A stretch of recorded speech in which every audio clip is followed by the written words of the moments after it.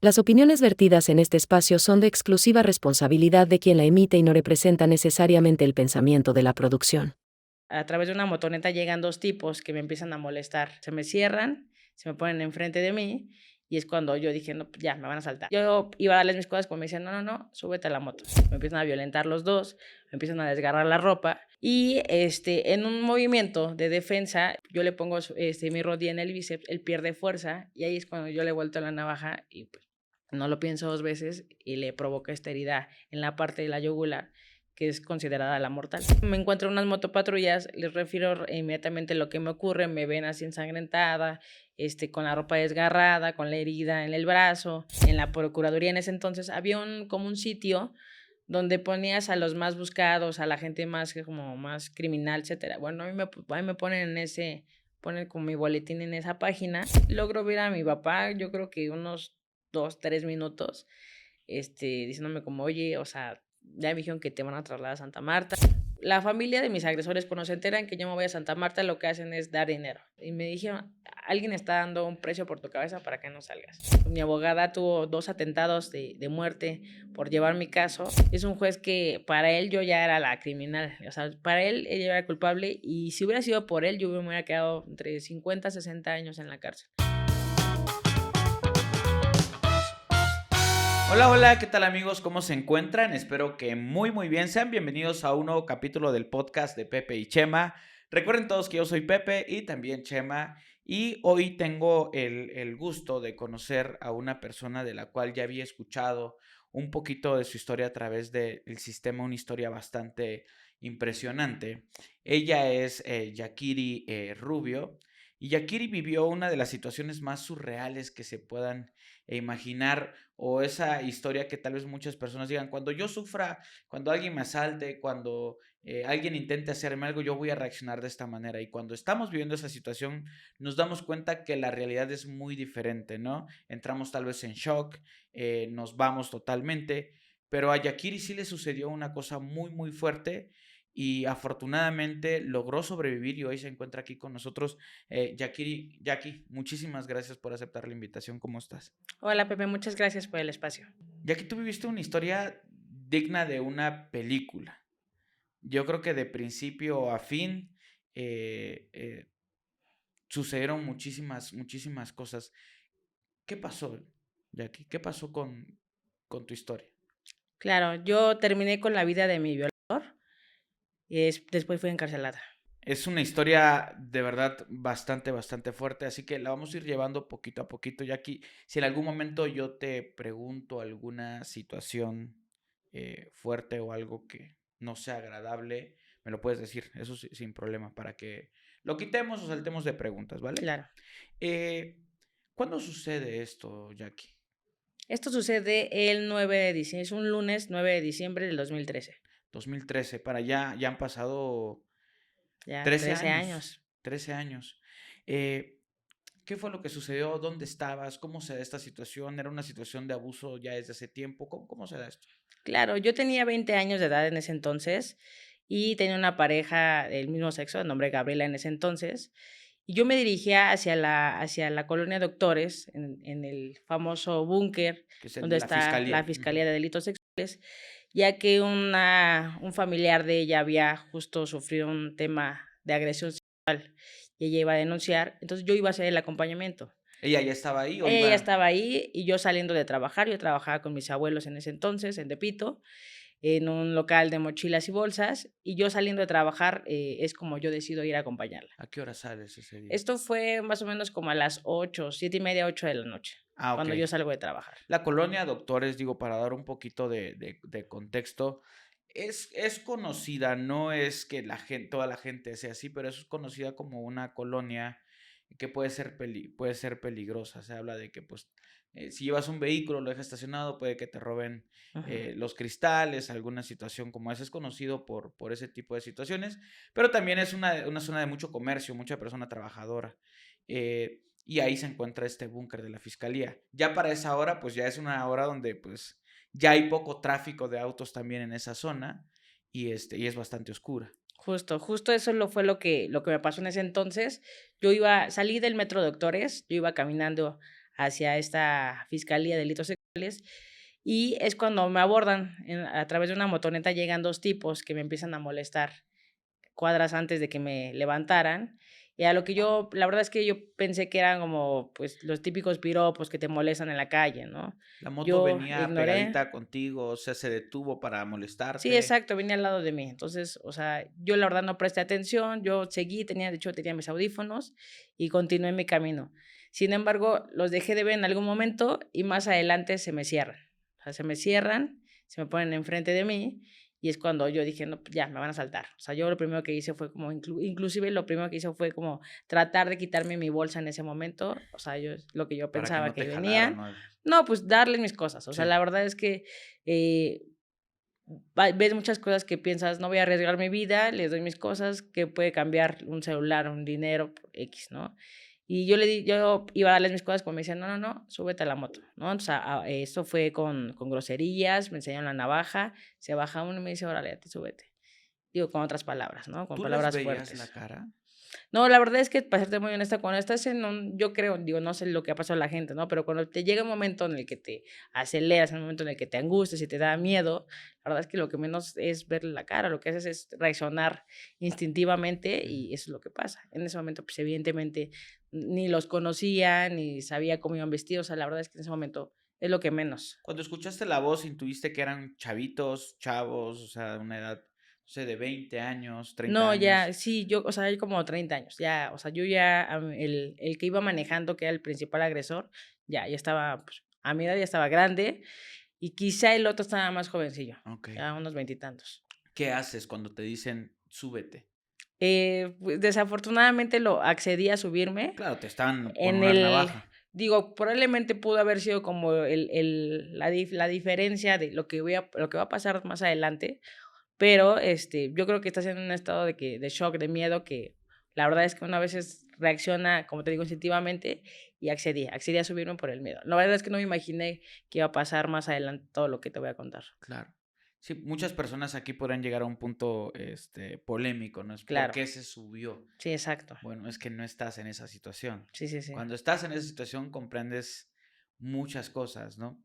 Te subes a la moto, Ujú. ellos te sostienen, ¿cómo, cómo, cómo, Claro, me cómo, suben en la cómo? parte de en medio, de modo que el principal agresor está manejando y el agresor que tiene la navaja, que me la tiene del lado, en la una de la parte de las Te costillas, la traía. sí, es el que viene atrás de mí. Entonces, de modo que yo, en algún momento en este camino que fue muy corto, que fue muy breve, la verdad fue unas cuadras a donde me llevaron, pensaba en aventarme, en gritar. Sin embargo, dada la hora, no se prestaba a que hubiera tanta gente concurriendo o tantos carros, la verdad es que no lo hice. Entonces, llegamos a este lugar que te digo que fue a unas cuadras y este lugar era, pues, era un hotel en ese entonces, Llegan a un a hotel. un hotel.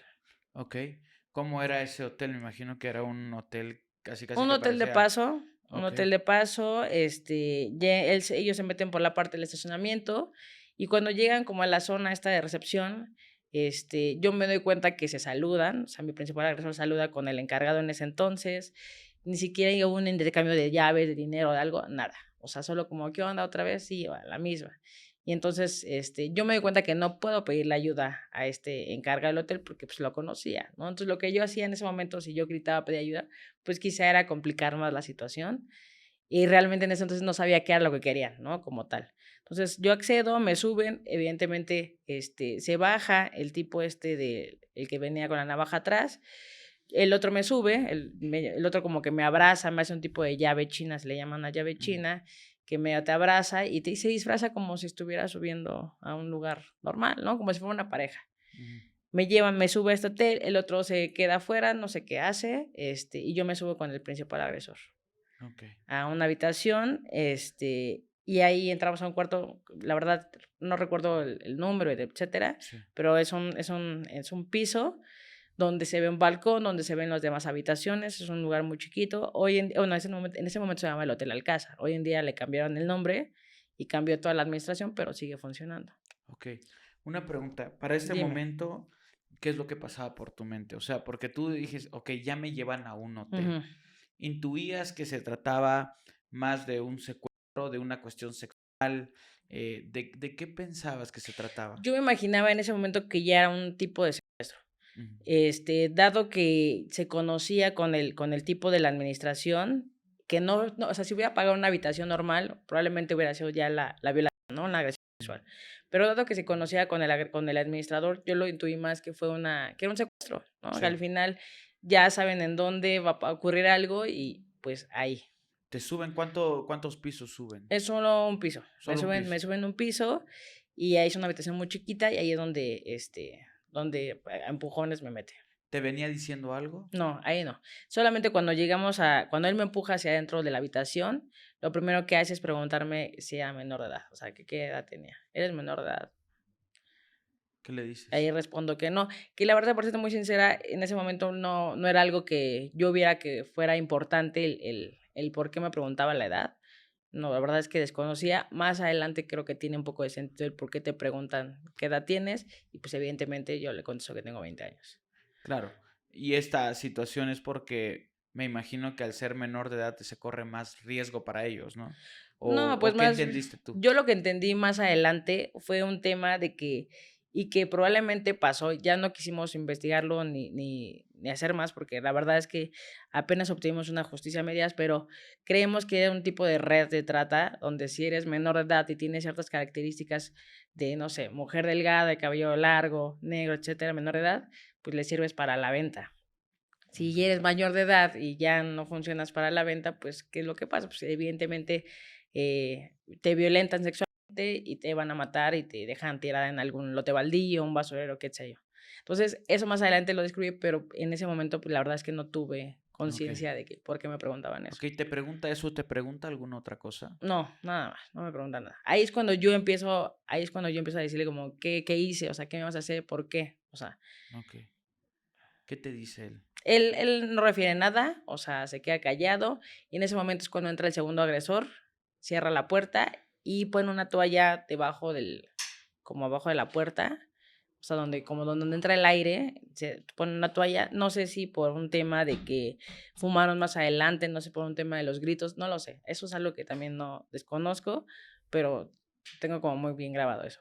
Wow. Entonces pone eso Pone una toalla y entonces cuando empiezan a agredirme, me empiezan a pegar, me empiezan a violentar los dos, me empiezan a desgarrar la ropa y ahí es cuando más adelante se produce esta agresión sexual por parte de Miguel Ángel, el principal agresor, y a lo que yo en ese momento pues evidentemente les gritaba, les pedía que no, pues pasaban muchas cosas, ¿no? ellos rasgaban tu ropa, Sí, dices. claro, sí, claro. Tú, digo, estar en esta situación de cuando una persona va a sufrir una violación, Ujú. ¿por qué crees que se dan estos golpes antes? ¿Por qué no proceder ya directamente con lo que supuestamente quieren? Pues yo creo que es un tema de minimizarte, ¿no? De generarte miedo, de que si no te dejas te va a pasar algo peor, ¿no? Que unos golpes. Entonces, el imponer violencia, el generar miedo, que de por sí ya había un miedo desde antes, y a través de estos golpes, pues es como de, pues ya no te queda de otra, o sea, literal, o te dejas y tienes la oportunidad de que te dejen con vida o te aferras y no te dejas y entonces te violan y te matan en ese momento.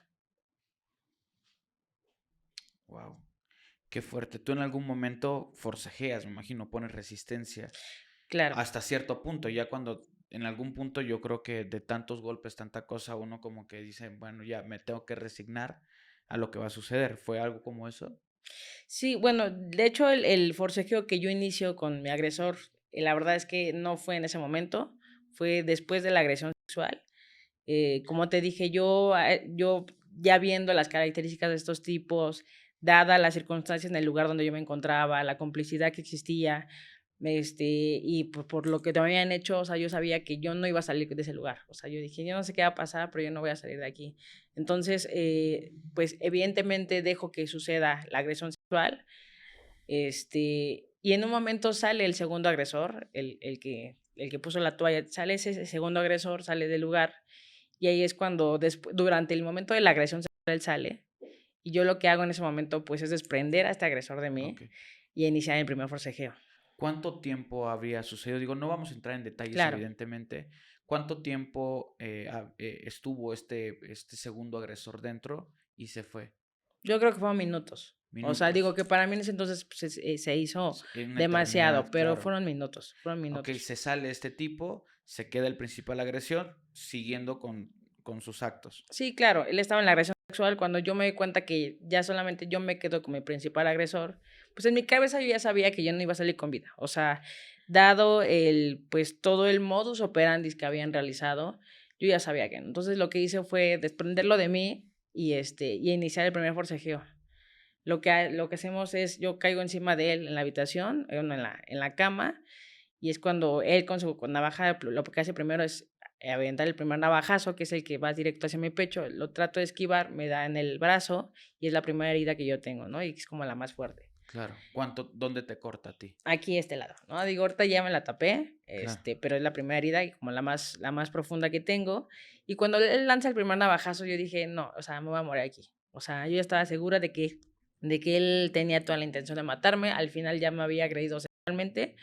Y lo que iba a hacer, yo por defenderme, lo que iba a hacer él es matarme. Entonces, iniciamos este forcejeo, yo caigo encima de él, nunca obtuve la navaja, eso es algo que lo tengo que decir siempre, nunca pude arrebatar la navaja, él siempre tenía el poder. Y entonces, cuando él hacía esto de atrás hacia adelante, de querer, pues, acuchillarme, lo que yo hacía es poner las palmas de mis manos en el filo de la navaja para que cuando hiciera esto, pues, cortara mis palmas, pero pues no entrara la navaja. Claro. Sí sostuviste el, Sí, el filo, el el filo, filo. el filo. Wow. Y en un movimiento de defensa, yo logro ponerle mi rodilla en su bíceps derecho, donde él tenía la fuerza de la navaja, de modo que cuando yo le pongo mi rodilla en el bíceps, él pierde fuerza, y ahí es cuando yo le vuelto la navaja y pues no lo pienso dos veces y le provoca esta herida en la parte de la yugular, que es considerada la mortal. Ok. Entra Sí, sí directamente entra y yo le hago este corte. como el corte. Sí, claro, Impresionante cómo en un momento entra uno en modo supervivencia, claro. ¿no? ¿Consideras que tuviste más fuerza de la normal? Sí, por supuesto, o sea, como te dije, yo la verdad es que no, o sea, yo lo que quería en ese momento era vivir, pero yo sabía que no tenía ninguna esperanza, o sea, la verdad es que todo estaba en Sí contra estaba mía, todo. resignada. O sea, yo no sabía en ese entonces, ¿no? Pero mi agresor, yo 20 años, él 37, yo unos 64, él 1,90, él 80 kilos, yo 50 y tantos kilos, o sea, había una total diferencia en todos Diferencia. los sentidos, el hombre, yo mujer, o sea, hay una diferencia que biológicamente son más fuertes, estaba armado, o sea, la verdad es que yo la verdad no tenía ninguna posibilidad, ¿no? Y hoy en día es algo que no logro explicarme todavía después de 13 años cómo es que sigo con vida. Y pues al final sé que es una razón, ¿no? Es una razón, no sé si es un tema también de la adrenalina que te llenas en ese momento, del miedo, o sea, creo que y del instinto de supervivencia que hablábamos también, o sea, el Claro. querer vivir. Wow, Jackie, impresionante hasta este momento lo que estás viviendo. Cuando tú logras voltearle la navaja y se realiza este corte, pues se vuelve mortal. ¿Qué sucede en ese preciso momento? ¿Cuál es tu pensamiento? Tu pensamiento es, voy a tratar de terminar con él porque este cuate todavía puede hacerme algo. Voy a escapar, pero abajo está el Ujú. administrador. ¿Cuál era ese pensamiento cuando en ese preciso momento? Claro, yo creo que no hay ningún pensamiento en ese momento, y bien lo recuerdo, más bien el momento que pasa esto de la herida, como de película, brota la sangre por todo mi cuerpo, por toda la cara, y lo que hace él es aventarme de un impulso, ¿no? Entonces yo salgo volando de esta cama y entonces empezamos un segundo forcejeo todavía, ¿no? O sea, él al ver que yo le provoco esta herida, al ver que yo me defiendo, él sigue un segundo forcejeo, o sea, literal estuvimos como un rato cuando estaba peleando que esa navaja, o sea, no, o le diera a uno o no le diera a otro, Sí, ¿no? de película, Yo, ¿no? Así. claro, yo sabía, evidentemente tiene mucho más fuerza que yo, ¿no? Y llegó un momento en el que yo perdí, o sea, y dije, ya no puedo, ya, o sea, me ganó totalmente y llegó un momento en el que yo me arrinconé, me puse en un rincón, me puse como chiquita y dije, pues ya, me va a matar, ¿no? Entonces lo que él hizo, yo no había visto, pero lo que él hace, en vez de quedarse en esta habitación a matarme,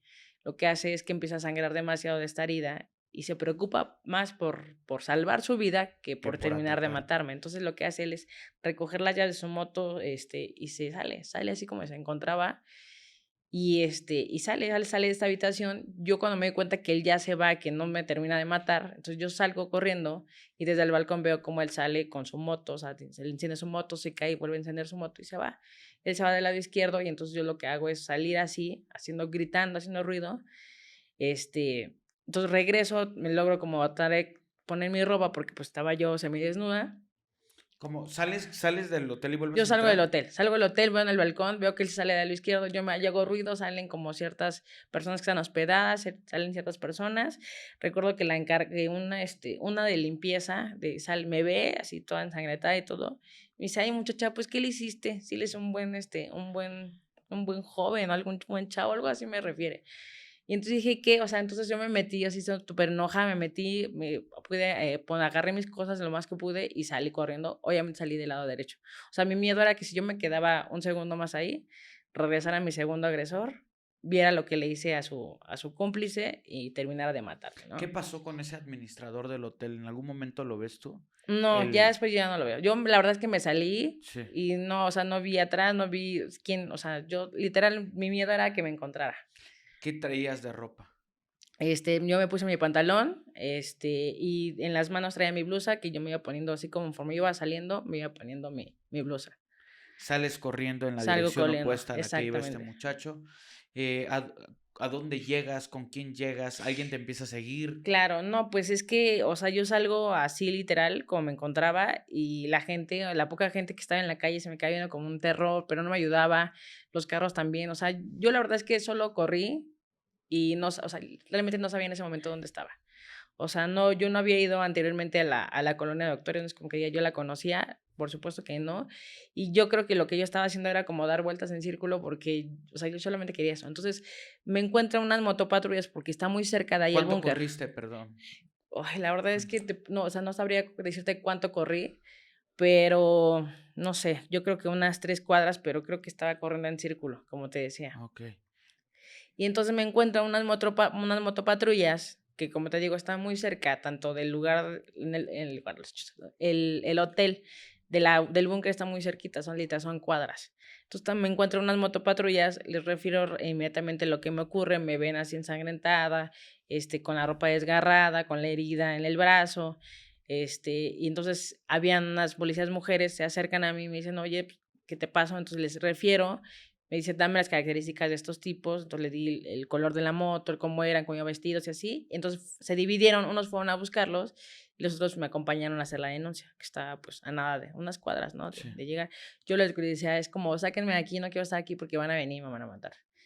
Eso es lo que yo les decía y llegamos al búnker. Al búnker. Ujú. ¿Tú para este momento traías teléfono, traías algo o lo Sí, traía perdiste? mi bolsa que agarré y traía mi teléfono.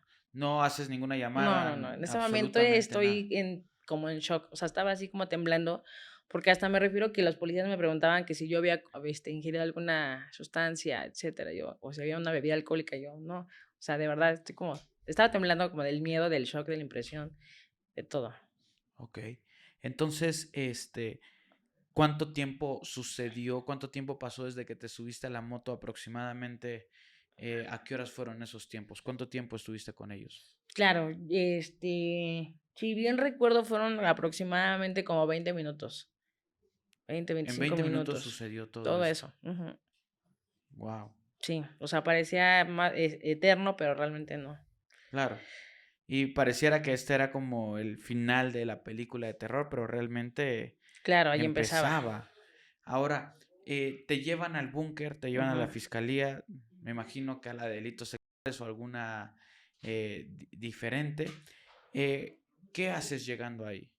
Claro, digamos, esto fue hace 13 años, ¿no? Era diferente, la atención. Bueno, hoy en día parecía que los mismos que me juzgaron, juzgan hoy, pero yo llego y hay una barandilla, donde detrás de la banderilla, atrás del Sí. mostrador está el MP. Entonces él inmediatamente me dice, refiéreme los hechos, dame los hechos, descríbeme. Entonces yo le describo qué fue todo lo que pasó, cómo me encontraba, así. Y lo único que me dice después de que yo le cuento toda la situación y cómo me encontraba, y así, etcétera, me dice, ok, espérate ahí tantito. Y así como si, ok, sí, ya, es como el pan de cada día y es algo Y es que que es hoy el en pan de día, cada es día. algo que hoy en día sigue pasando, ¿no? Y entonces, pues sí, pero no hay un tema de empatía, Empatía, hay un claro. tema más bien de revictimización, de, ok, no importa si te acaban de violar y te querían matar, o sea, tú siéntate ahí, espérate. Y entonces llega el grupo de policías que se habían separado y llegan con mi segundo agresor. Entonces mi segundo agresor luego así, lo primero que hace es, tú mataste a mi hermano. Y entonces, en primera, ahí, pues me doy cuenta, una, que se murió mi agresor, ¿no? Dos, que eran hermanos. Y entonces se abalanza en contra de mí y entonces ya los policías los separan y lo que hacen es como, no, tenemos que protegerte, te vamos a meter en un cuarto. Entonces me meten en un cuarto del que ahí cambia toda la situación. Ok.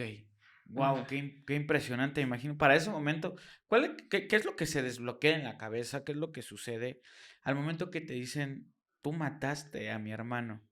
¿Para Claro. ti cambia algo? Por supuesto, digo, al final yo este tipo lo vi con vida, ¿no? La última vez que yo lo vi con vida, sí, por supuesto que yo siempre lo dije desde la primera declaración, yo le produje 2 heridas en este forcejeo, una en el pecho y la otra que es en la que consideran la mortal, ¿no? En la parte del cuello.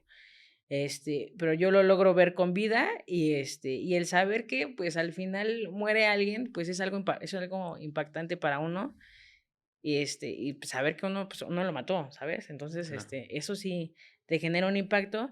Y 2 pues, también quedan hermanos, o sea, es otra cuestión ¿Qué que es? ¿Cómo es que por posible? supuesto que, independientemente de lo que haya hecho este tipo, para la cabeza de su hermano, pues, el hermano va a querer vengarse, ¿no? Entonces, por supuesto que va a buscar la manera en cómo, pues, cómo terminar de matarme. O Claro. sea, yo creo que había esos 2 planteamientos. Eh, Dices que te meten a un cuarto y Ujú, cambia todo. sí. ¿Qué pasó? Al principio me sentía auxiliada, protegida, se puede decir, por las autoridades. Había una policía que me había, pues, que estaba dando el buen trato como víctima, como denunciante, porque, pues, es otra parte, ¿no? También el denunciar influyó mucho. No me fui a esconder, no me huí, o sea, yo fui a denunciar, lo que me había pasado. Y después de que yo me mantienen, obviamente, incomunicada en este cuartito, que no sabía qué estaba pasando, etcétera, que me cosen mi herida grave, etcétera, em, pasan las horas, o sea, pasan las horas, y yo me doy cuenta que ya había un trato distinto de las autoridades hacia mí. Me hacen muchos exámenes, como: "Oye, Yakiri, te vamos a hacer un examen de cabello, de uñas", etcétera. Como todo, yo accedí porque, pues, al final terminas confiando, ¿no? Siempre en las autoridades en un Claro. momento, dado un momento. Ahorita, pues, evidentemente ya no. Entonces, confías en las autoridades, te dejas hacer todo, sí, no te leen. Cuando mi calidad cambia de víctima a victimaria, nunca me notifican que o sea, que yo estoy siendo acusada. Nunca te leen esta carta que te leen de derecho, donde dicen: "Oye, pues tú ya estás siendo investigada", etcétera. Eso nunca pasa. Me retiran mis cosas, evidentemente, o sea, me quitan todo, y en ese momento entonces yo pido ir al baño, y cuando me dicen: "Sí, está bien", me dicen: "Pero va a ir una policía contigo", ahí me doy cuenta De que que ya no algo. estoy siendo protegida, más bien ya estoy siendo vigilada. Entonces ahí cambia todo, y ahí empiezo como yo a angustiarme muchísimo, porque digo: "No, o sea, ¿qué está pasando?". Lo que yo no sabía es que mientras yo estaba en esas horas esperando en este cuarto, las autoridades ya estaban resolviendo el caso. O sea, ahí ya estaban generando una manipulación de los hechos, del lugar en este hotel, creando una historia falsa, ¿no? Una declaración donde a mí me hacían pasar como la novia o la pareja, concubina del agresor que se muere, y en un ataque de celos, que es la primera versión que ellos sacan, yo lo mato, ¿no? Después de tener relaciones sexuales, haciendo ver a la gente, al público, que, el segundo agresor nunca existió. Entonces, Ah, esa es la primera historia que ellos hacen. esa historia, ¿de cuándo te enteras de esa historia? En el periódico, al día siguiente. En el periódico al Sí. día siguiente. ¿Cómo Ujú, es esta parte, no? Esta ujú. estrategia de decir, hay que publicarlo en los medios. O sea, ¿por qué? Claro. Y es que antes, ahorita la verdad es que desconozco mucho, pero antes, en la procuraduría en ese entonces, había como un sitio donde ponías a los más buscados, a la gente más que como más criminal, etcétera. Bueno, a mí me ponen ponen como mi boletín en esa página, y entonces la autoridad saca evidentemente, sus medios amarillistas, sacan que habían atrapado a la supermujer asesina filosa, mata amantes, etcétera. Entonces, en la primera versión que sacan las autoridades fue esta, de que yo era su novia y por un tema de celos, lo que sea, lo Y maté. ahí te enteras tú Yo leyendo me el entero que eso es lo periódico. que están. No te Ajá. habían dicho nada No, por antes, te supuesto no. mantenían en silencio.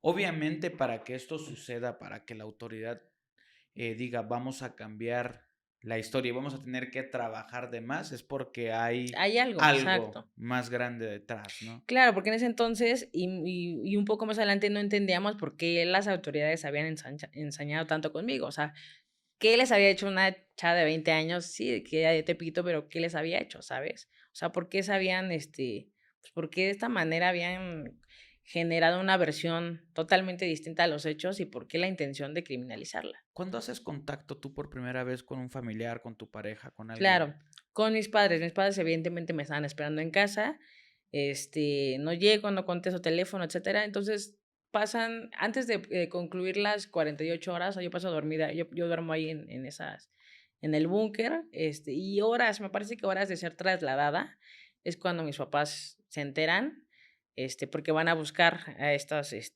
entidades, y me refiere a mi papá que un ministerio público le dice: "Oye, vengo a buscar a mi hija, se llama Jackie Rubio". "Ah, sí, sí, sí, la asesina". "Ay, ¿cómo que la asesina?". "Sí, sí, sí". Entonces dice que le avienta el periódico, en la barandilla y le dice: "Ahí está". Y entonces mi papá logra, o sea, dice: "Yo no veo a mi hija, o sea, esta no es mi hija". O sea, sí, ahí está su hija. Y ya la llevan ya se la llevaron a Santa Marta.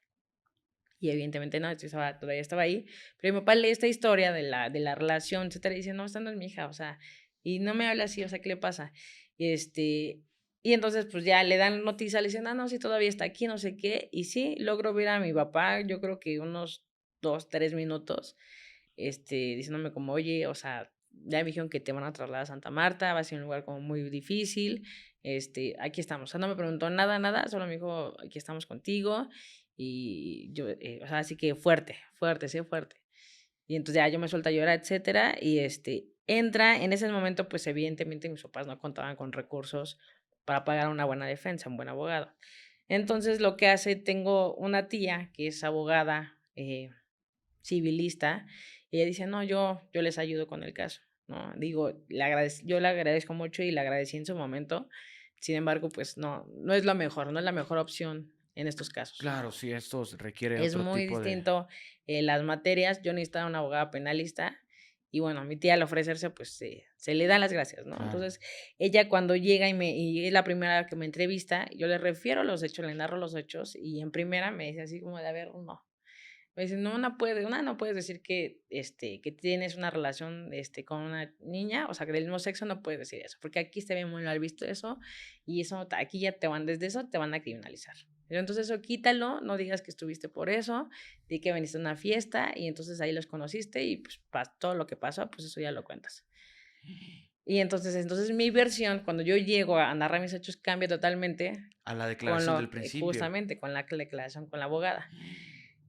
Claro, sin saber que, o sea, en vez de ayudarme, realmente me está, poniendo el pie, ¿sabes? Y entonces, pues nada, o sea, se sigue generando entonces yo salgo en medios, entonces ya me llevan a Santa Marta y, pues, evidentemente salen los medios, en ese entonces todo, el Metro, todos los Dios metros, mío. Gráfico, todos, y así literal, y salí en primera portada, así como la supervillana. Y entonces, o sea, estaba criminal y entonces yo fui a Santa Marta y fui por homicidio calificado porque, pues, evidentemente, al tener un concubinato, pues, me metieron la alevosía y la ventaja y, pues, me meten a la cárcel. Me llevan a Santa Marta. Llegas a Santa Marta, a Llego ver, a para Santa ese Marta. momento tu vida cambia de primer momento, desde que te subes a la moto, en 30 minutos tu vida ya es totalmente diferente Sí, claro. a lo que vivías antes, y 48 horas después es todavía mucho más diferente.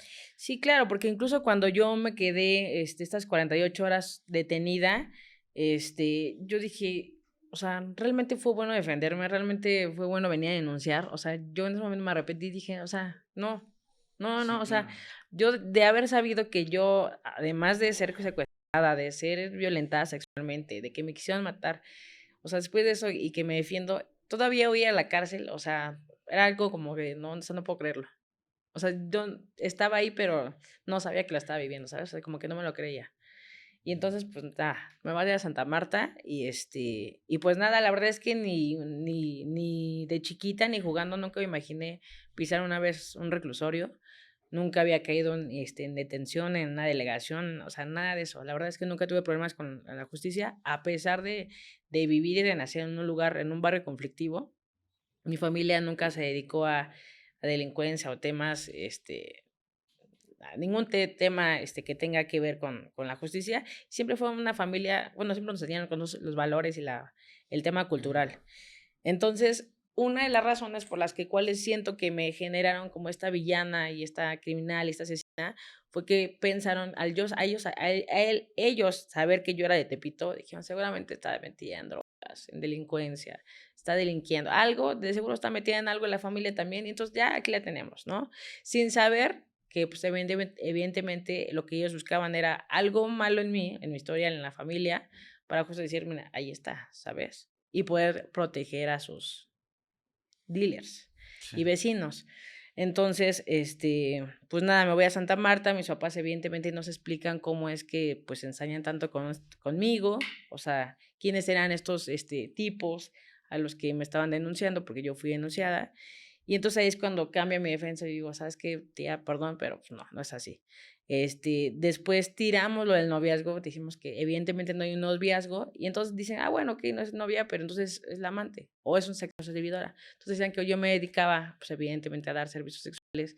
Entonces tuve el tema sexual con este tipo, y yo después de que me drogué, pues las mujeres que cuando nos drogamos nos ponemos locas, y entonces por eso lo maté. O sea, fueron tantas versiones, Esto el MP era quien lo decía.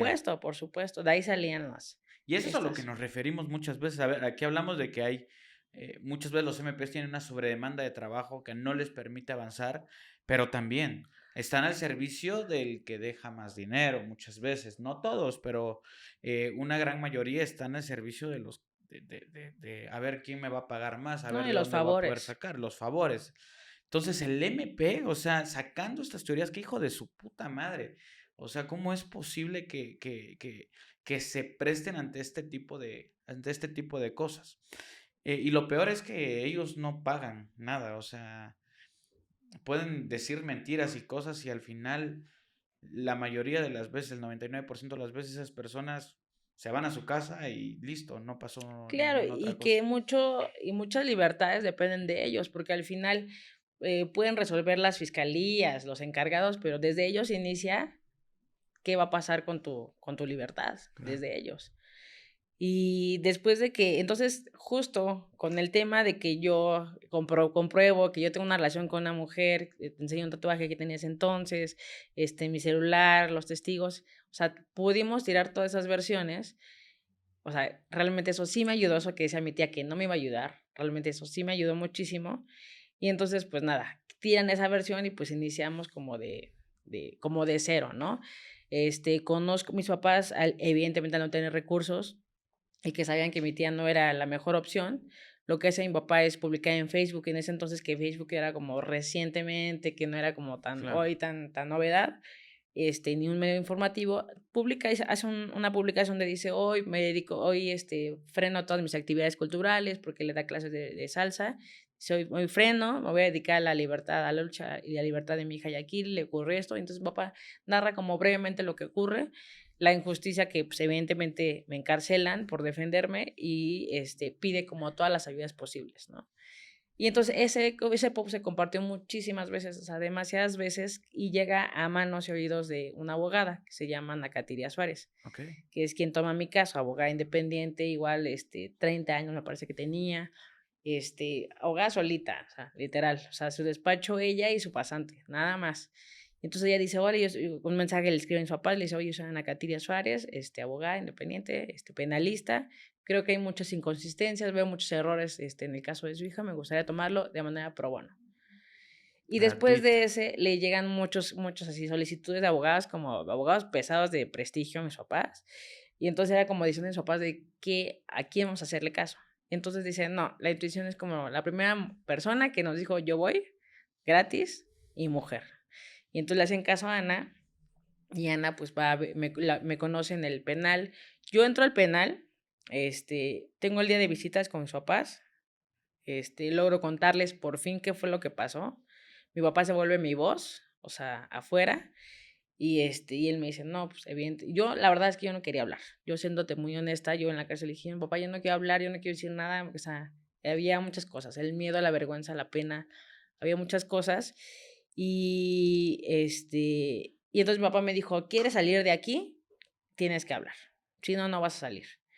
Y pues nada, me tocó hablar y ya, ese día se acabó la visita y yo recuerdo que, y ya, pues pasó eso. Después, horas después, llegan unas chicas de población que se hacen pasar por familiares de mis agresores y son las primeras que me pegan. ¿Cuántas chicas eran? Eran 3 chicas, una se queda en la puerta, o sea, entran a buscarme en mi celda. Se supone que, bueno, en ese momento Santa Marta estaba dividido, ¿no? Una cosa es población, otra cosa es las de ingreso.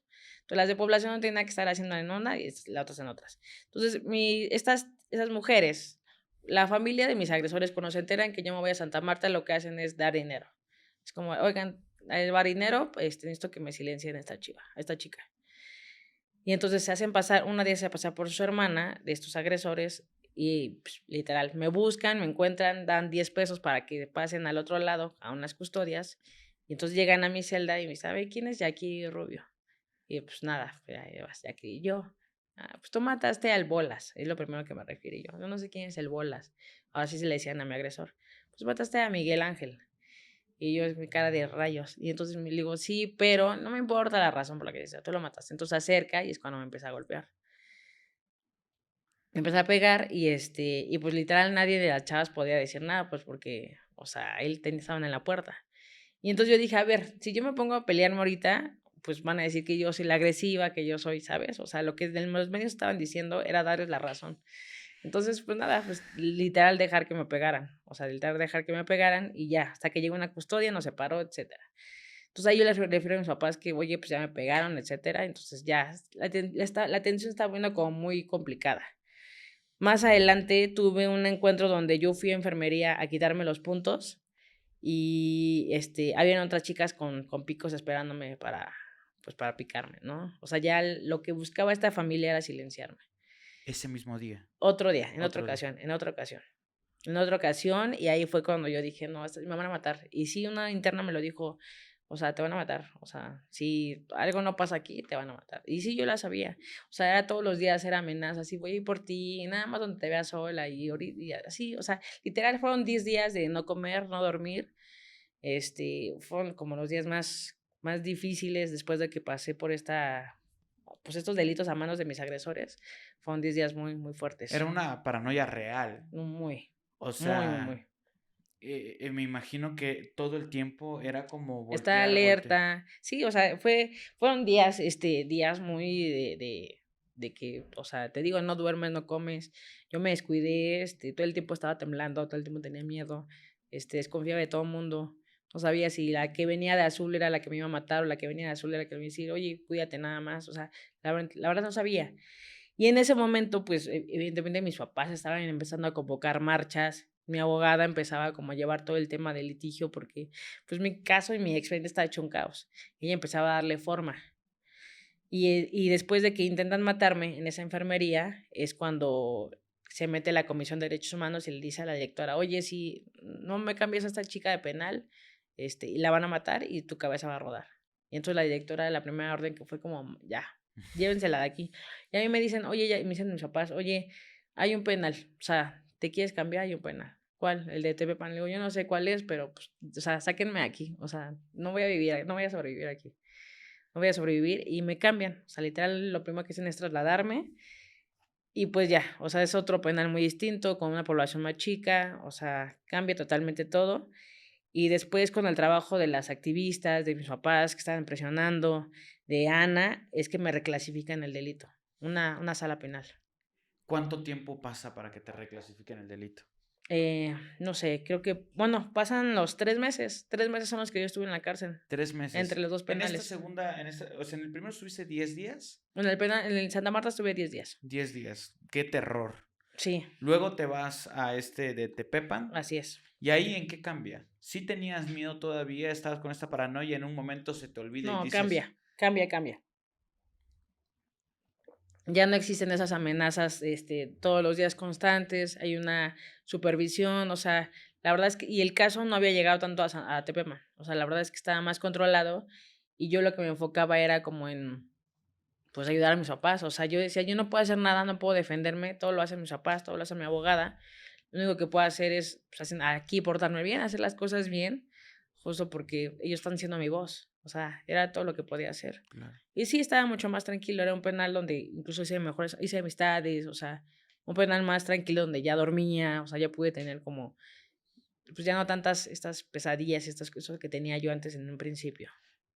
Tú entras a este penal eh, con la claridad de que eres inocente, pero tal vez con la resignación de que te puedes quedar ahí durante muchos años. ¿Sí llegaste a pensar que ya no ibas a tener solución? Por supuesto, yo cuando mi juzgado estaba en Santa Marta y cuando me tocan las primeras audiencias y me refieren que el juez que a mí me está juzgando es el mismo juez que había sido acusado anteriormente por sus ex empleadas por acoso sexual.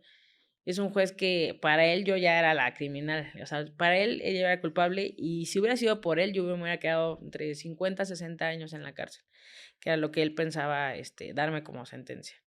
Entonces, yo evidentemente tenía todas las de perder. Yo dije, ¿cómo un juez que está acusado de acoso sexual va a estar juzgando un caso de violencia sexual? O sea, dije, es increíble, ¿y cómo es que sigue aquí? Entonces, y es uno de los jueces más odiados en los penales, o sea, donde dicen que ¿Sigue es activo? corrupto, sigue activo, por supuesto. Su hermano, de hecho, está en la cárcel porque hace años le encontraron que él vendía boletas de libertad en 500,000 pesos, pues, para criminales que podían pagar eso. Entonces, y este juez que me tocó, pues un juez que había reprobado el examen no sé cuántas veces y seguía ahí, o sea, lo castigaron del penal de hombres y lo mandaron al de mujeres, a juzgar mujeres, no como castigo, sino más bien que el castigo era el que juzgaba mujeres. Y entonces, afortunadamente la quinta sala penal atrae el caso y es cuando dicen, no, o sea, esta chica se defendió, o sea, sí se defendió, pero como el cuerpo de mi agresor aparece con 14 puñaladas, no solamente aparece con las 2 que yo le provoco, aparece con 14 heridas, entonces sí se defendió, pero se excedió, entonces me dieron homicidio con exceso en la legítima defensa. O sea que sí está bien que te defiendas, pero te No defendiste tanto, de más. exactamente.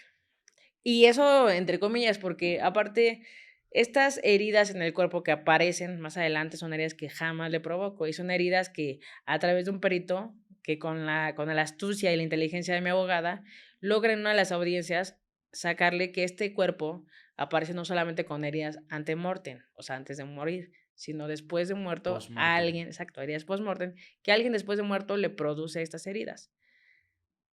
Que evidentemente yo ya no pude haber sido porque yo lo vi con vida la última vez y eso con la única cámara que se ve y pues yo ya estaba siendo auxiliada cuando él estaba todavía con vida, cuando él Es, llega supuestamente claro, a morirse. estas heridas post-mortem Exactamente. son Alguien hechas con el objetivo de hacer que la historia tenga más sentido. Y hay dos. Una para justo sí colocar este personaje de la supercriminal y decir, mira, o sea, cómo lo dejó.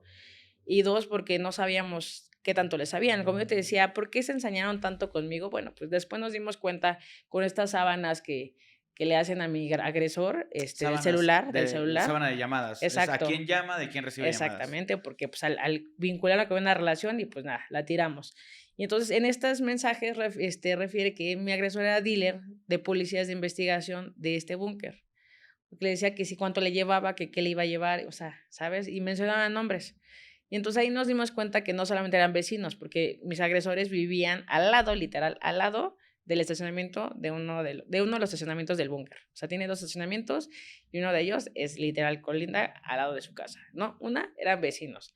2, eran dealers de los policías de investigación. Y 3, mi principal agresor, el que se muere a causa de mi defensa, trabajaba para el Tribunal Superior de Justicia como cargador de esos que golpean a la gente y desalojan cuando no pagan. Entonces, pues ahí entra como todo el vínculo del por qué habían protegido tanto a estos agresores y por qué buscaban encarcelarme a mí. Entonces, bueno, le hacen estas heridas post-mortem, que evidentemente no hubo nunca investigación, nadie se quiso meter en eso porque pues era otra cosa, era ver quién más le había provocado estas heridas. Y después de que esta sala me reclasifica el delito y me dice, ok, o sea, ese exceso a la legítima defensa es un delito que es un término que en ese entonces solamente se le daba a las mujeres, nunca se le dio a un hombre. Porque si un hombre se defendía, era como el héroe, y legítima defensa. Pero si una mujer se defiende, es como, no, vamos a poner en duda su palabra, porque no es posible que haya podido eliminar, a matar a su agresor, con qué fuerza, ¿sabes? Entonces, pues me dan reclasifican mi delito y me dan derecho a fianza, o sea, salgo bajo fianza, una fianza altísima, Claro. de 423,000 pesos. O sea, Híjole. de la intención era que yo no saliera de la ¿Cuánto cárcel. tiempo tenías para juntar eso? Porque aparte es un tiempo el que te Un dan. día.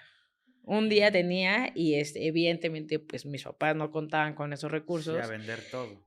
No, ¿qué crees? O sea, yo soy de las personas más afortunadas, no solamente porque obtuve una justicia y porque tuve una buena defensa, sino porque la gente hizo una colecta.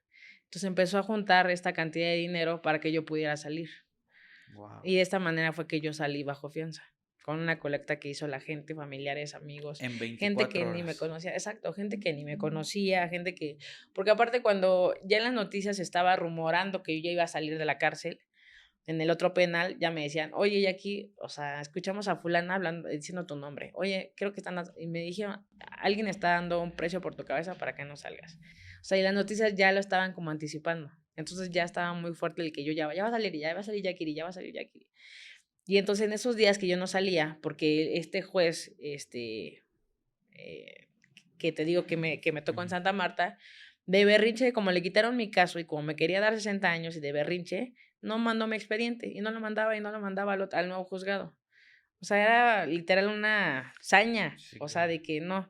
Y entonces yo me quedé más días del tiempo pensado y entonces yo ya decía, yo le decía a mis papás, por favor, ya sáquenme porque otra vez ya hay un precio por mi cabeza.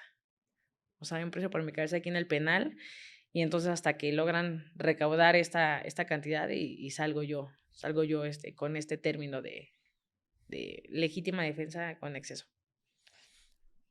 Me imagino que tú contabas los segundos, o sea, No, casi ya. casi de que ya estoy aquí volteando Sí, a ver no, hacia atrás. sí, no. O sea, de no dormir los últimos 2 días. ¿Cómo cuando sales, en qué momento tú dices, ya respiro tranquilidad? Porque estar afuera tampoco es garantía. Sí, no, por supuesto que no. Por supuesto que no, más que nada porque mis papás se dedicaron a hacer la investigación que las autoridades no hicieron. ¿Quiénes eran esta familia? ¿A qué se dedicaban? ¿Qué tan fuertes eran? Y demás.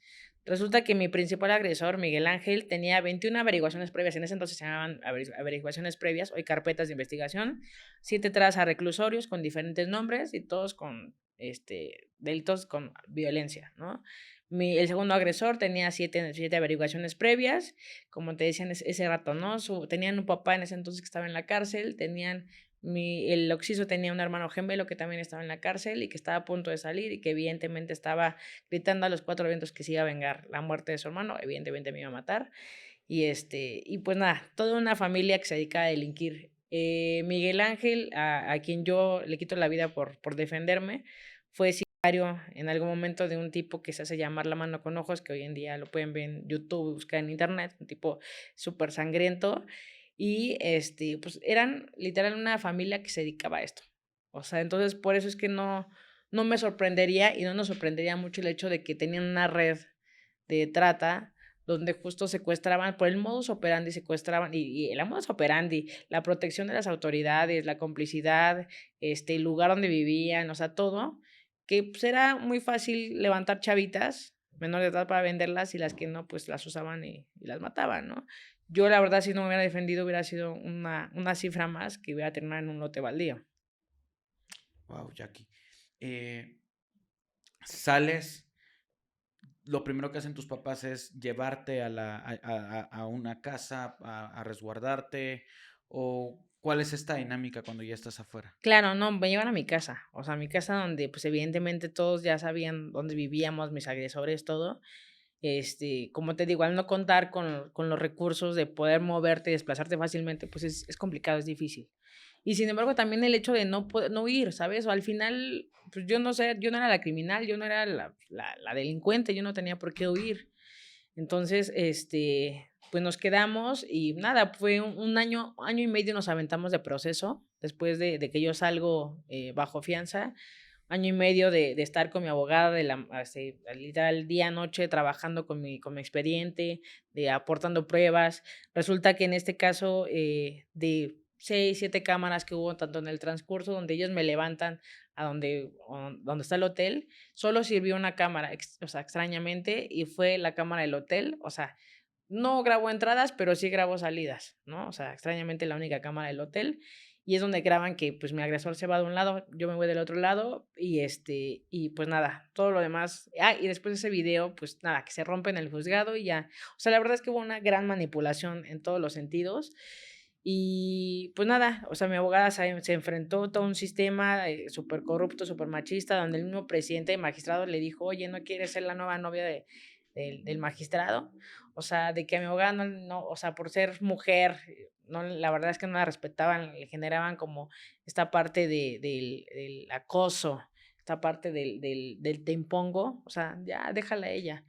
Y año y medio después es que me absuelven. O sea, el juzgado reconoce que sí hubo una legítima defensa y Y no que hubo esta fuerza desmedida en teoría. exactamente, ¿no? O Ujú. sea, y también, y que aparte, y además de que yo cuando yo le produzco esta herida, que es considerada la mortal, pues no se muere el tipo en el hotel, no se muere en la habitación, se muere más adelante, porque la versión del hermano es que, que este Miguel Ángel llega con su moto, llega a la vecindad, y según el otro hermano estaba adornando a la Virgen, porque eran fechas de diciembre, Hijo de su y pinche que madre. llega y que le dice, hermano, Armando, una mujer güera, con otra vestimenta que menciona, me mató en el Hotel Alcázar y que se le muere en sus brazos y es todo lo que dice, ¿no?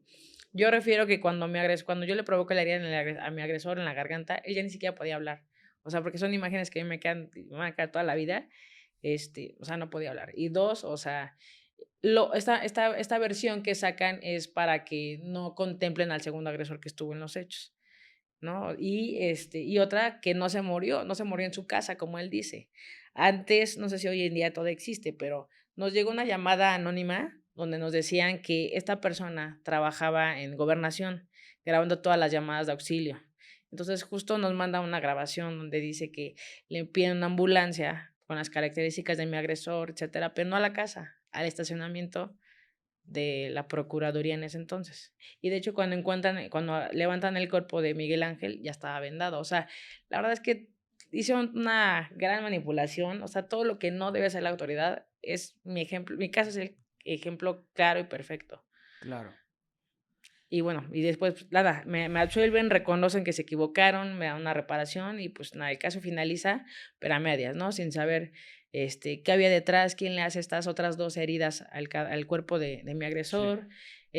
A mi segundo agresor se fueron de ahí, no sé dónde están, o sea, hay mucho. ¿Te buscan a ti en algún momento?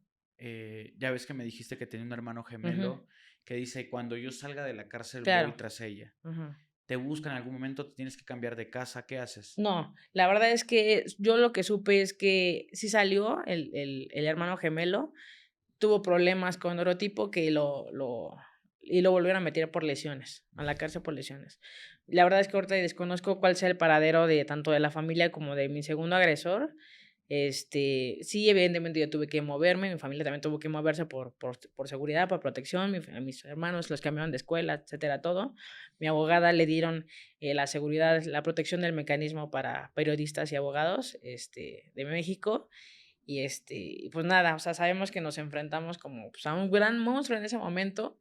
Y a partir de mi caso fue que empezaron estas manifestaciones, estos colectivos, tantas cosas que se dieron a partir de ahí, porque yo desconocía totalmente siquiera saber qué era el feminismo, ¿no? ¿Te empiezas a unir a los movimientos? Pues empiezo más bien a investigarme, o sea, lo que yo hacía, la gente esperaba de mí que yo fuera como la bandera, ¿no? ¿Sabes? Que yo fuera. Y yo la verdad decía que no por haber pasado esta situación, por ser víctima de ciertos delitos, no me convertía en la gran activista y en la gran feminista, por supuesto que no. Claro. Yo tenía que aprender y tenía que estudiar, pero primero también tenía que sanar, porque en ese momento, pues, o sea, me metí en muchas cosas que yo no sanaba, o sea, yo la verdad es que pues, o sea, no sé, era muy extraño. Yo todo lo guardaba, lo guardaba. Hasta que llega un momento en el que yo hablaba de mi caso y me soltaba a llorar como no tienes idea. Entonces me tocó un tiempo de aprendizaje, un tiempo de reflexionar, un tiempo de saber qué es lo que yo quería, si yo quería seguir con esto, porque no es nada cómodo contar tu historia, ¿no? O sea, bueno, Claro. ahorita, hoy en día, pues ya es algo normal para mí, pero en ese momento era muy difícil poder contar lo que te había pasado. Entonces, pues me acostumbré y después dije, no, o sea, por alguna razón sigo con vida. O sea, teniendo la mínima posibilidad de salir con vida de ese lugar y salir de la cárcel con vida, o sea, es por una razón. Y pues nada, hoy en día dije, no, tengo que hacer algo y pues es hoy en día lo que yo me dedico. Claro. Wow. Sin duda, híjole, una historia bastante fuerte de vivirla. No sé, siento que daba vueltas todo el tiempo la historia. Un día creías que se podía, otro día creías que ya no era posible. Ya no volviste a saber absolutamente nada de esa familia. Sí, no, para nada, para nada, para nada. Obviamente al hermano lo buscan. No, eh, ¿Cómo queda la cuando, versión final, cuando, digamos? cuando yo salgo, cuando yo voy a salir bajo fianza, mis papás se reúnen con gobierno, con ciertos personajes, y literal, como en cuartito cerrado, no solamente le piden una disculpa a mis papás de que se equivocaron, el mismo procurador, en ese entonces el procurador de justicia, Rodolfo Ríos, le pide una disculpa a mis papás de que se equivocaron, de que hicieron las cosas mal. Estaba en ese entonces Mancera cuando era jefe de gobierno, y ellos le refieren que más adelante, o sea, que dejaran que yo saliera por esta fianza y que más adelante iban a agarrar a mi segundo agresor por cualquier otro delito. Pero ese era un convenio que habían quedado con mis papás para que se puedan quedar tranquilos. Sin embargo, después de que yo salgo, se esconden, no nos contestan, no se respeta ese acuerdo. Y pues nada, lo que hacen es que mi agresor pueda esconderse, pueda huir sin ningún cargo. Entonces, pues, este delito del abuso sexual por el que yo lo denuncio, no procede.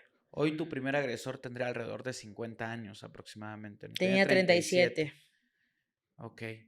Eh, Sin duda alguna, digo, creo que todavía te quedan algunas cuestiones de ese miedo. ¿Lograste vencerlos? ¿Tuviste que ir a terapia?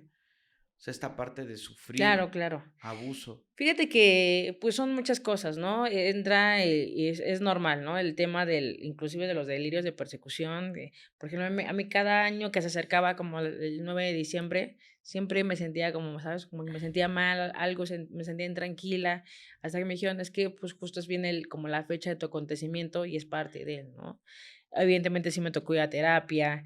El tema de la agresión sexual es algo que, o sea, lo cuido mucho porque, este hay casos que yo veo y casos que no, o sea, que no puedo yo como lidiar con esos porque, claro, te llegan ciertas secuelas, pues el miedo al final lo tuve que perder, porque pues yo dije, o sea, no puedes vivir con miedo toda la vida, ¿no? Lo viví mucho tiempo, esos 10 días en Santa Marta fueron como muy difíciles para mí, entonces me costó mucho trabajo volverme a subir una moto, me costó trabajo volver a ir a un penal, o sea, ciertas cosas que sí te generan cierto impacto en ese momento, sí Claro. te generan. El volver a confiar en la autoridad, por supuesto que, pues, no. Y Sí, hoy en claro. día, algo que sí yo le digo mucho a la gente es como de, yo llegué, ese día que yo llegué y que me detuvieron, si yo hubiera sabido mis derechos, las obligaciones de las autoridades, quizás no me hubieran visto la cara como lo hicieron, ¿no? Entonces, hoy en día yo me puedo parar a una fiscalía y sin tema me conozco todo el protocolo, todo el proceso, o sea, conozco y exijo, pero creo que también es parte de nosotros, nuestra obligación, pues Sí. saber y conocer eso. Ok. Jackie, una pregunta. Tú, después de 13 años de alzar la voz, de que mucha gente conociera tu historia, me imagino que en algún punto vienen personas hacia ti y te dicen, oye, yo viví algo similar. Hay personas que vivieron historias muy similares a la tuya, de que tal vez terminaron con su agresor. Sí, por supuesto. Creo que hay muchísimas y son casos que ni siquiera son contados, ¿no? O sea, tanto cada vez que yo iba a una conferencia hacia una universidad, siempre había alguien que algo le había pasado y que nunca había denunciado, ¿no? También el tema de que se atrevan a denunciar creo que es parte de. Y mujeres que se han defendido o que en legítima defensa han terminado encarceladas, hay muchísimas. Demasiado nos han llegado bastantes. Yo pensaría que después de 13 años ya teniendo mi caso como precedente, o sea, quizá las autoridades reaccionen de manera diferente, juzguen de otras maneras, con perspectiva de género, pues no, pareciera que las demás que en ese momento A mí me juzgaron aquí atrás de la barandilla, espérate tantito, parece que hoy en día son las que hoy en día juzgan a muchas mujeres que denuncian. Y desafortunadamente hay muchas mujeres, yo corrí con la suerte, yo lo dije, yo corrí con la suerte de tener una buena abogada que hoy en día pues se dedica justo a defender a otras mujeres, con que mis papás me creyeran, porque eso es fundamental, que tus papás te crean y estén contigo, y dos, que se hayan formado estos grupos de activistas, periodistas, también los periodistas que difundieran la versión real, que no se quedaran con esta versión manipulada por las autoridades. Entonces, yo sí fui afortunada de ello y no todas las chicas tienen esa fortuna. Jackie, perdóname que te lo pregunte y lo hago a manera como de una reflexión por todo lo que viviste. Si hoy volvieras a vivir esa misma situación, te tocara revivirla y pasó esto con tu agresor, sales corriendo, ¿qué harías diferente? Mira, denunciar creo que es clave. O sea, eso es lo que a mí me ayudó mucho el haber denunciado. Porque al final, como te decía, pude haberme escondido, ¿no? Pude haber huido, ha hecho como si nada, porque al final yo creo que si yo me hubiera ido, pues ellos no me hubieran denunciado, porque ellos sabían lo que habían hecho. Entonces no les convenía, ¿sabes? Entonces al final todo esto pasó porque yo denuncié.